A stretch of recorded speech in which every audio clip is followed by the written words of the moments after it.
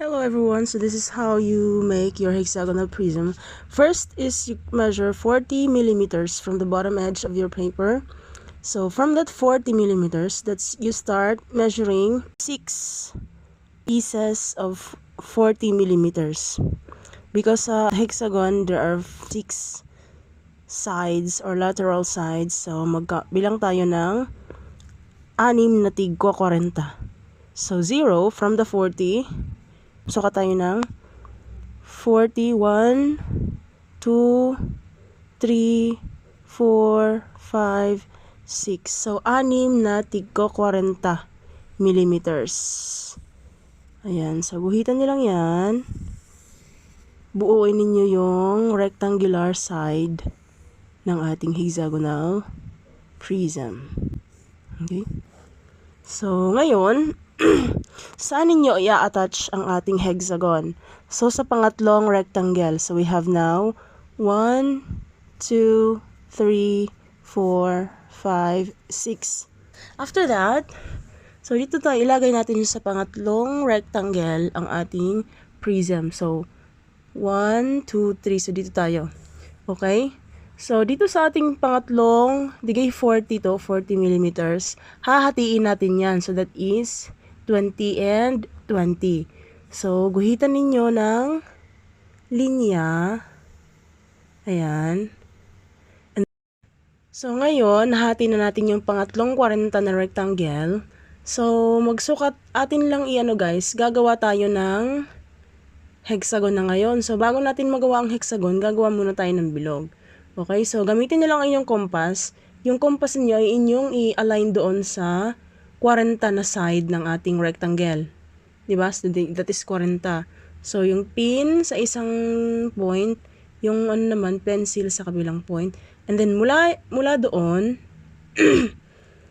magguhit tayo dito ng, yan, doon sa mismong ginuhit natin na horizontal line.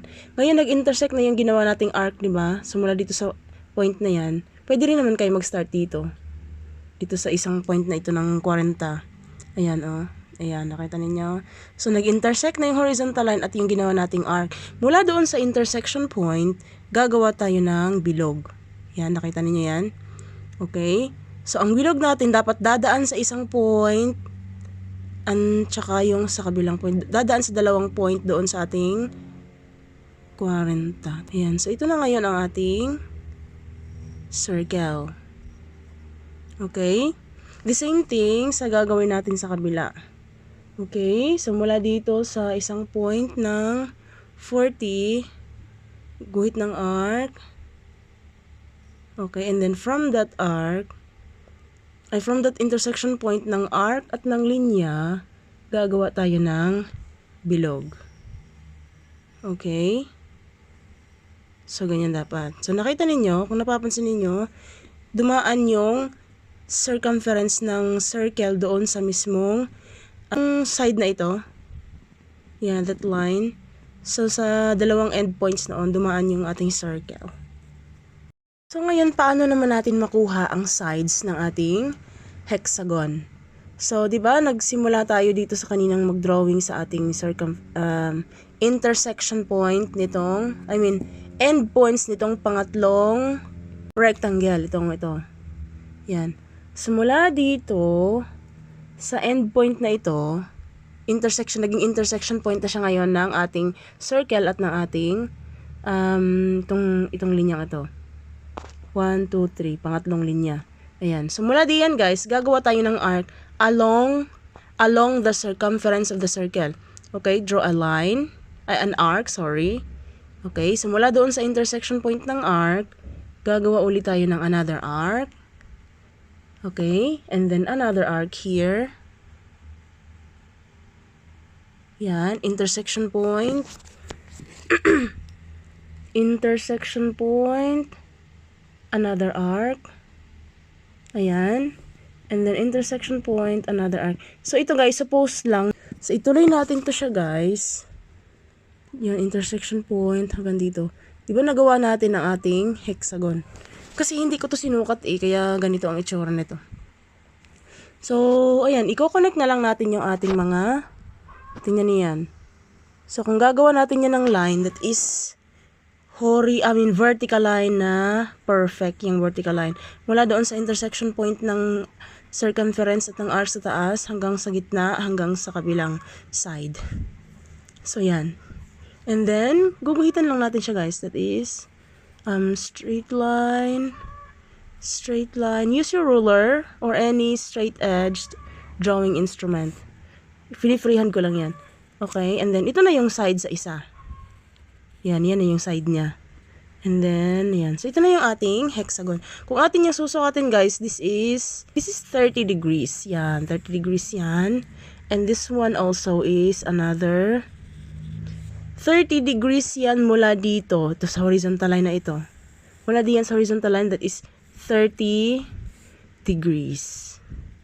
The same thing din dito. That is, mula dito at saka yan, that is 30 degrees. Ibig sabihin, this one is also another 30 degrees. And this one now is the 60 degrees.